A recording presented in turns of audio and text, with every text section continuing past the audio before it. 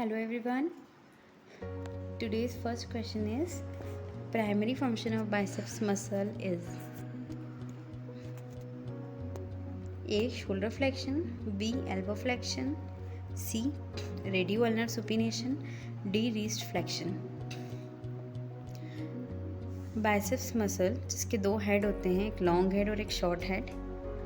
अगर हम दोनों का अलग अलग एक्शन देखें तो शॉर्ट हेड जो है वो एल्बो फ्लेक्शन में हेल्प करता है और लॉन्ग हेड जो है शोल्डर फ्लेक्शन में हेल्प करता है।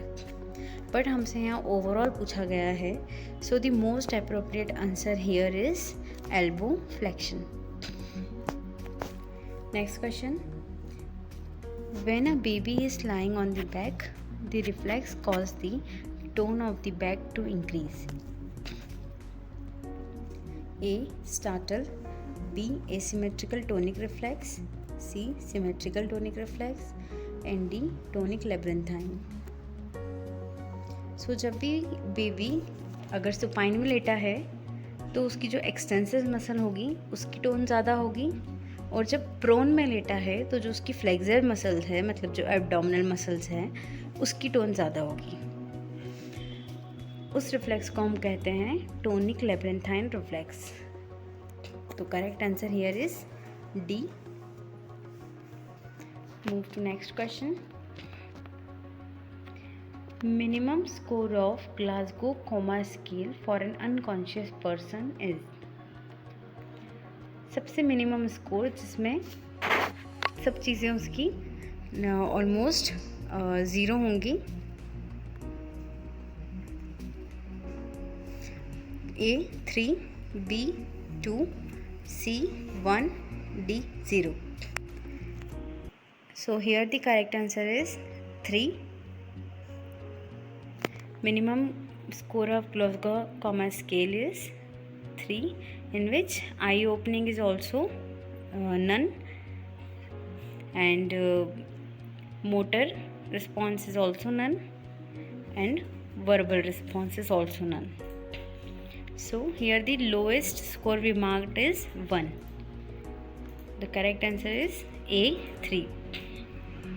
Next, sensory innervation of the face is established through. Face में दो क्रेनियल नर्व सप्लाई करती है, पहला फेशियल मसल और trigeminal, facial nerve and trigeminal nerve. जो आपकी फेशियल नर्व होती है वो फेस को मोटर सप्लाई करती है, मीन्स फेस की मसल को सप्लाई देती है, जिसकी वजह से फेशियल एक्सप्रेशंस प्रोड्यूस होते हैं। और फेस से जो एफरेंट जाता है, मीन्स जो सेंसरी सप्लाई जाता है ब्रेन तक, वो सप्लाई करती है आपकी trigeminal nerve. So the correct answer is B, trigeminal nerve.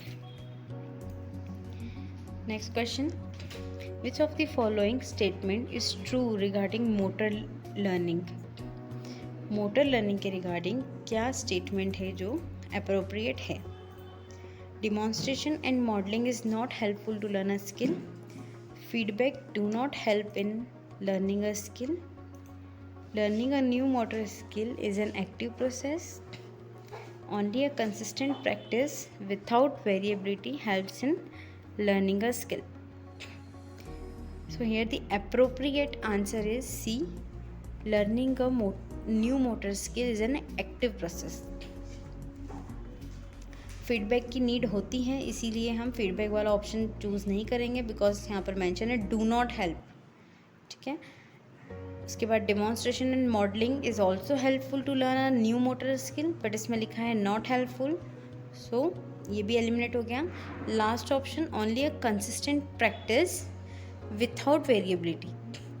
But जब तक आप टास्क में वेरिएबिलिटी नहीं लाओगे तब तक हम एक्यूरेट टास्क लर्न नहीं करा सकते, इसीलिए वेरिएबिलिटी ज़रूरी है। So the most appropriate answer here is learning a new motor skill is an active process. Next question, weight bearing through axillary pad in crutch walking might lead to neuropraxia. जब भी कोई patient axillary crutch से walk करता है, अगर continuous walking से axillary pad में उसके एक्सिला में कंप्रेशन हो रहा है तो कोई एक नर्व होगी जो कि कंप्रेस होगी, and न्यूरोप्रेक्शिया is a kind of nerve injury in which just compression occur, not any breakage in nerve. So here is only compression. The nerve is radial nerve. So here the correct option is